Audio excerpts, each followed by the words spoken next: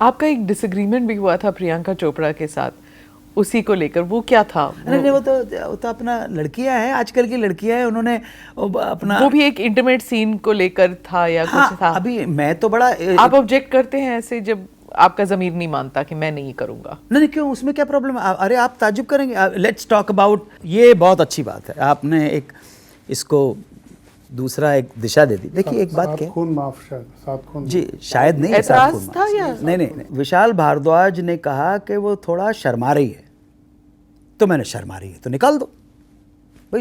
भाई एक बात, तो उत्सव के अंदर तो रेखा की मालिश भी की है। हाँ, वो इरोटिक सीन था। हाँ, ठीक है जी, नहीं वो तो इनके हीरो के साथ था, मेरे को, मैं चंपी वालों तो मालिश करके जगाता हूं, लेकिन जब मैं जुआ खेल के भागता हूं तो मैंने तो न्यूड शॉट भी दिए हैं उसके अंदर। 83 जुलाई, ये बरसात जुलाई अगस्त की बात ही थी, आरके स्टूडियो में न्यूड शॉट दिया अपने को, क्या अब कोई प्रॉब्लम नहीं है। तो अब आ गया ये, तो मैंने विशाल से कहा अगर उसको हिचक हो रही हो तो शॉट निकाल दो। नहीं, सीन ही निकाल दो। कहना नहीं, ऐसा कैसे निकाल दूं मैं, सीन तो करना पड़ेगा। मैं ठीक है भाई।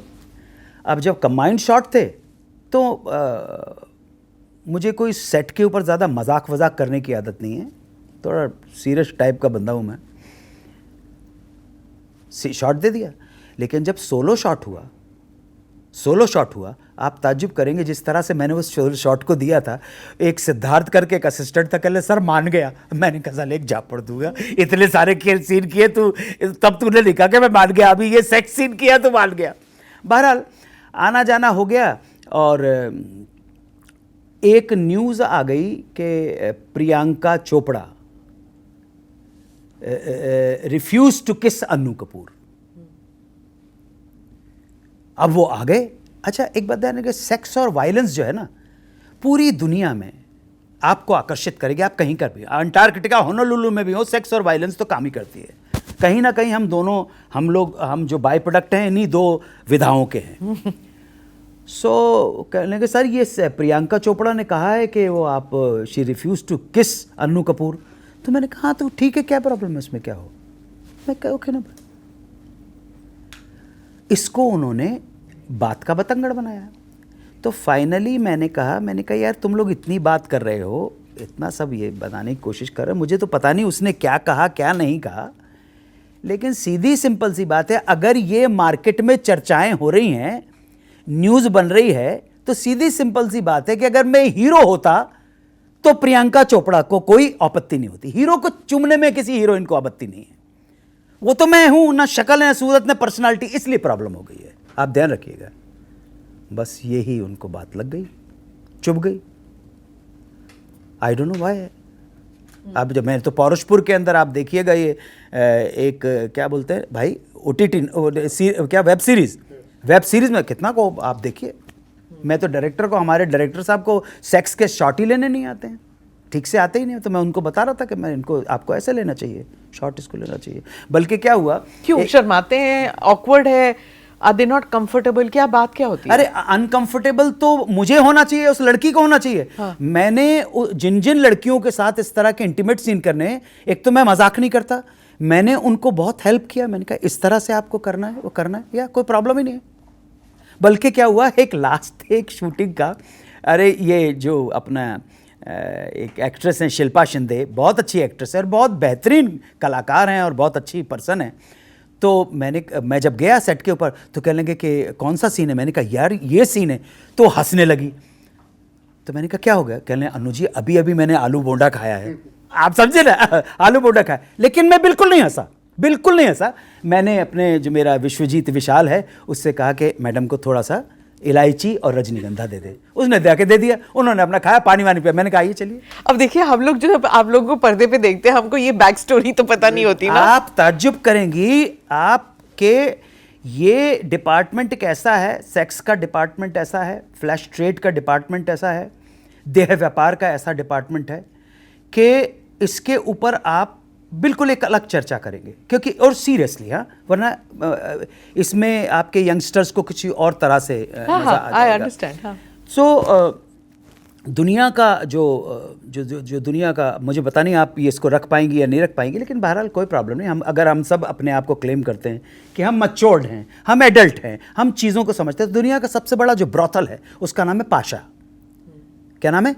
पाशा उसका नाम है। और वो जर्मनी के कोलोन शहर के अंदर है, 10, 12, 11 मंजिल की इमारत है। या आप जब बात करते हैं कि आम्स्टरडाम सेंट्रल के पीछे जो पूरा का पूरा ग्लास हाउस है, या हैम्बर्ग के अंदर।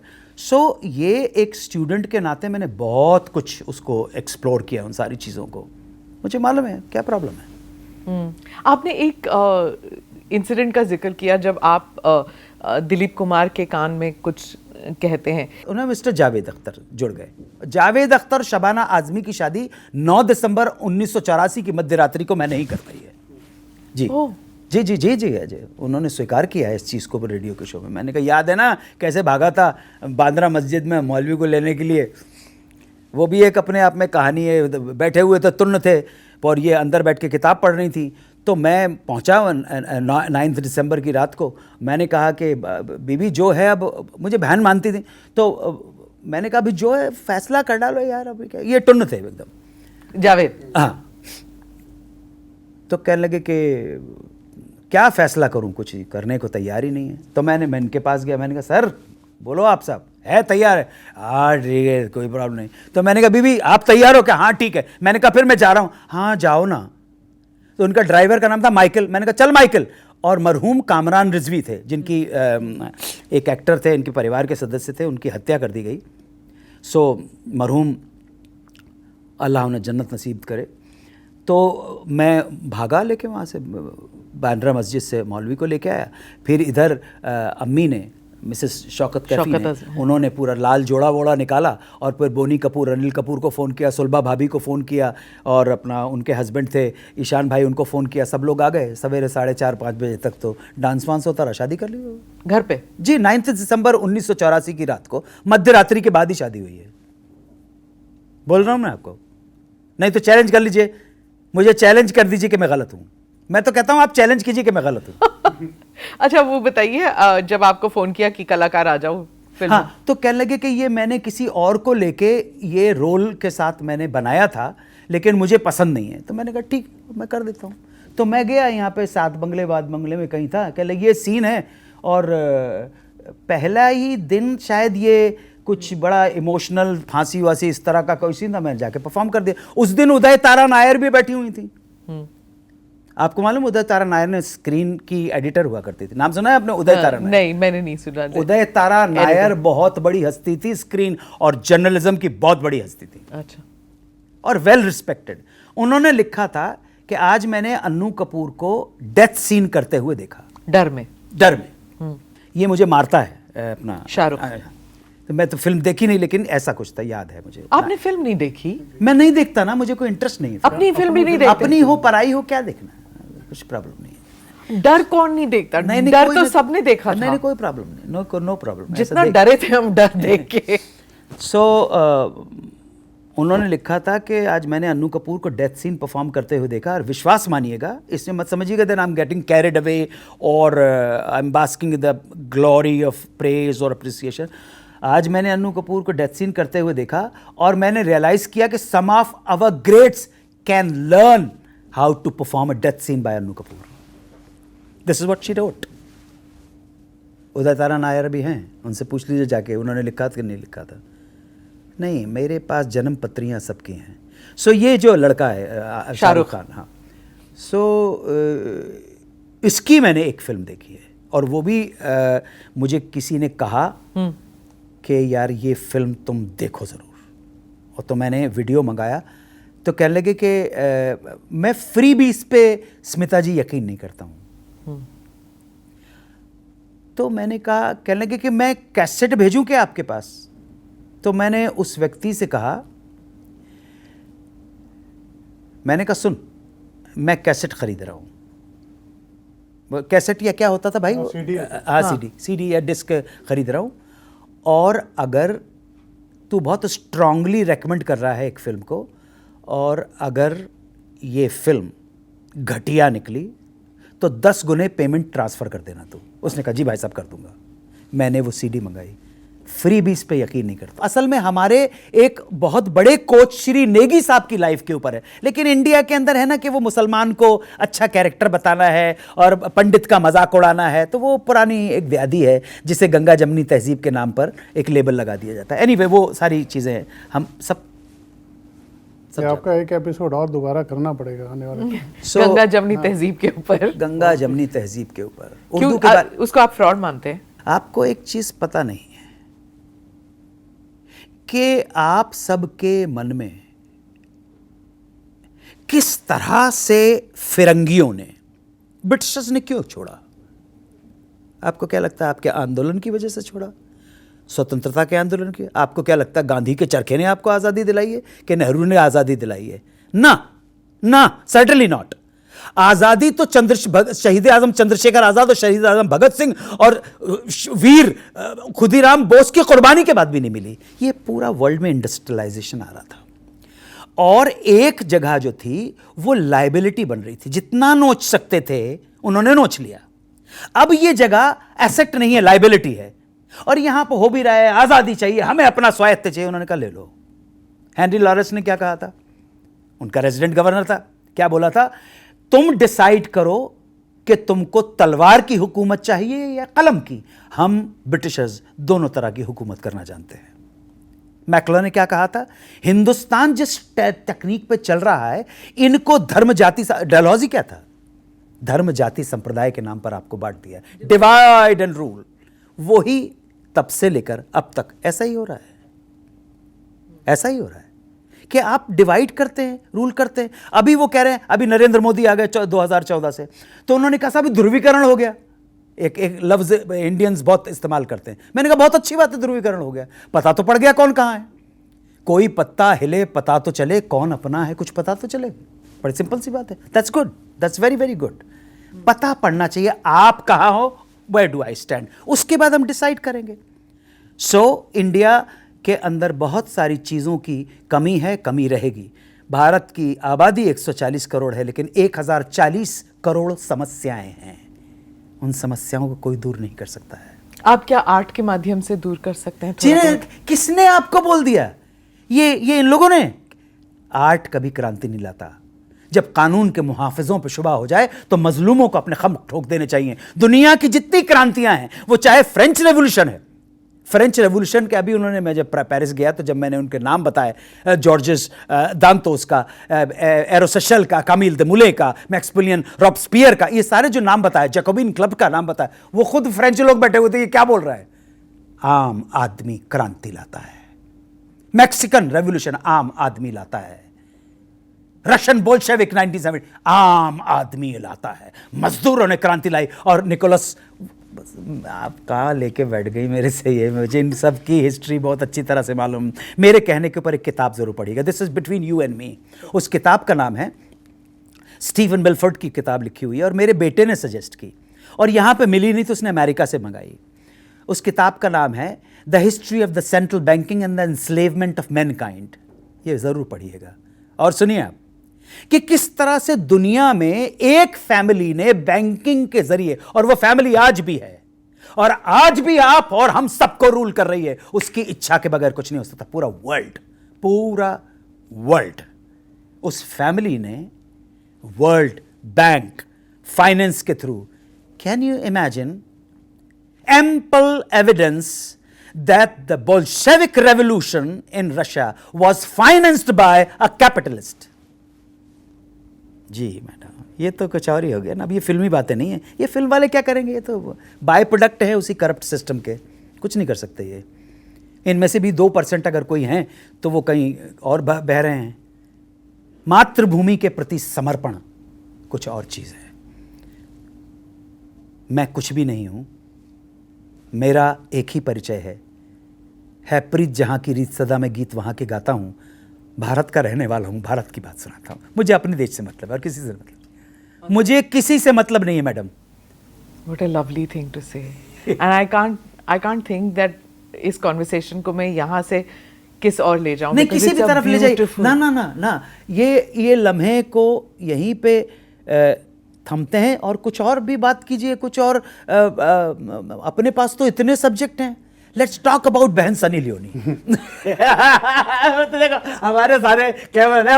अनुज जी, आप एक 200 साल पुराना रैप सुनाते हो, हमारे पास म्यूजिक तो नहीं है, और हम म्यूजिक के साथ जब कुछ करते हैं तो कॉपीराइट्स के आ जाते हैं। नहीं, इस पे कॉपीराइट्स हाँ, के मुझे वो एक बार जरूर हमारे व्यूअर देखिए क्या है ये अपना, और रैप का कहाँ से शुरुआत हुई, कैसे?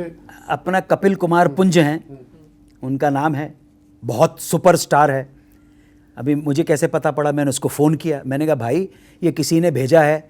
कह लें सर बिल्कुल पाजी बिल्कुल सही नाम है, मेरा फैमिली का नाम कपिल कुमार पुंज है, लेकिन आप, मैं और सारी खल्क पूरी दुनिया उसे कपिल शर्मा के नाम से जानती है। हाँ तो बस यही बात है। तो कपिल बड़ा चाहता है, बड़ा अच्छा है, बच्चा है वो। तो अभी 2 अप्रैल 1981 को ही पैदा हुआ ना। तो कैसे याद रखते हैं ये सब? हाँ, क्या खाते नहीं वो प्यार भी करता है मेरे को। हाँ, but तो not a उसने good उसके memory. प्रोग्राम में 3-4 बार, अब सुपरस्टार है तो 3-4 बार बुलाया। तो मैं, रूमी जाफरी और स्वर्गीय सतीश कौशिक वहाँ गए। तो कहा पाजी कुछ सुना दीजिए कि आपका एक चीज़ हमने बड़े सुना है। तो मैंने वहाँ पर एक ब्रज भाषा का जो साहित्य लिखा गया है अद्भुत है। हिंदी में कहावत है, सूरदास वहीं के हैं, रसखान वहीं के हैं। ब्रज के अंचल में हाथरस आ जाता है, अलीगढ़ आ जाता है, मथुरा आ जाता है, आगरा आ जाता है। तो आगरा के नज़ीर अकबर आबादी, और इत्तेफाक से आगरा में ही गालिब भी पैदा हुआ, तो मीर भी आगरा में पैदा हुआ। तो आगरा और ब्रज भाषा, ब्रज। तो वहाँ पे क्या होता है कि जो भांग घोटी जाती है, भांग जो है वो तामसिक नहीं है बल्कि शंकर का प्रसाद मानी जाती है, और घोटी जा रही है वृंदावन मथुरा में। और वो आवाज़ लगाते हैं कि भैया सामगढ़ वाले, भैया रामगढ़ वाले, और जसोदा के नंदन और ब्रज के राजा, हो जाए भांग छाननी हो तो नीरज गुप्ता के घर पे आ जाए। ये प्रसाद है। आवाज़ लगाते मोहल्ले वालों को, मोहल्ले वाले आते हैं और छोटा छोटा प्रसाद लेके चले जाते हैं।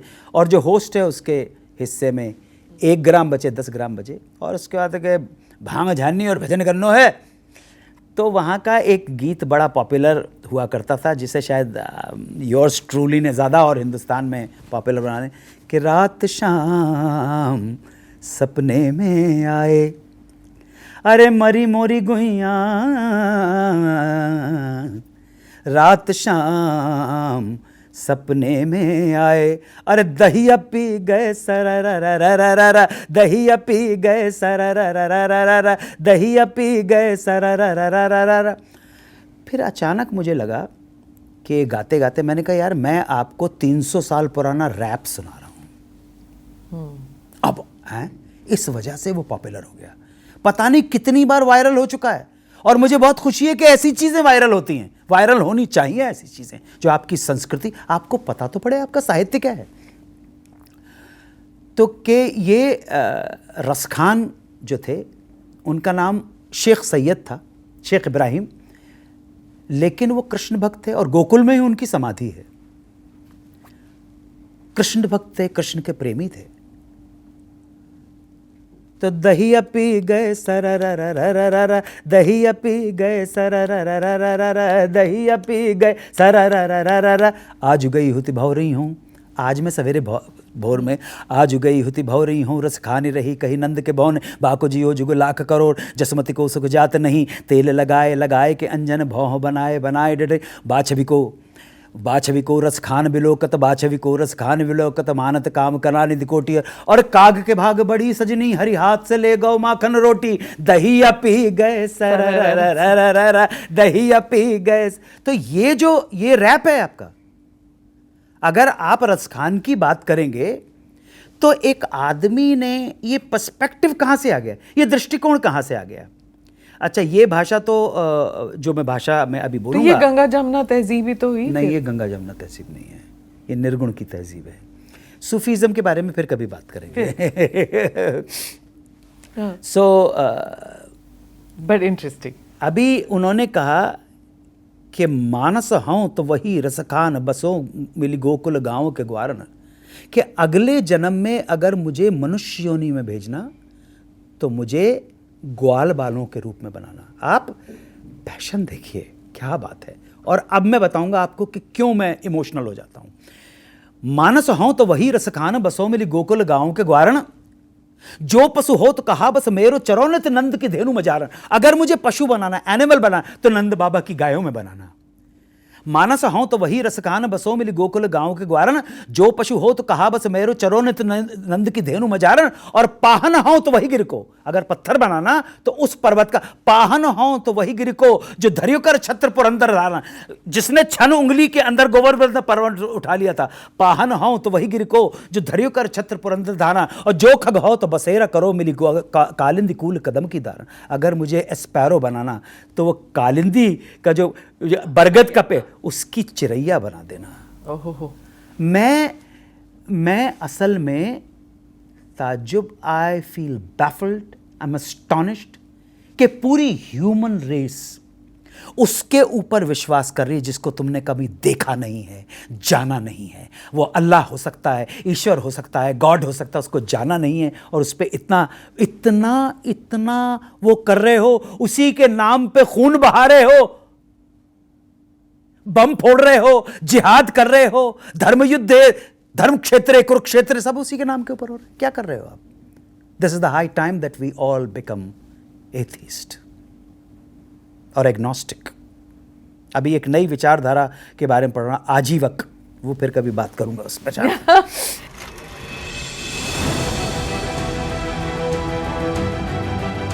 नमस्ते, जय Hind. You're watching ANI podcast with Smita Prakash.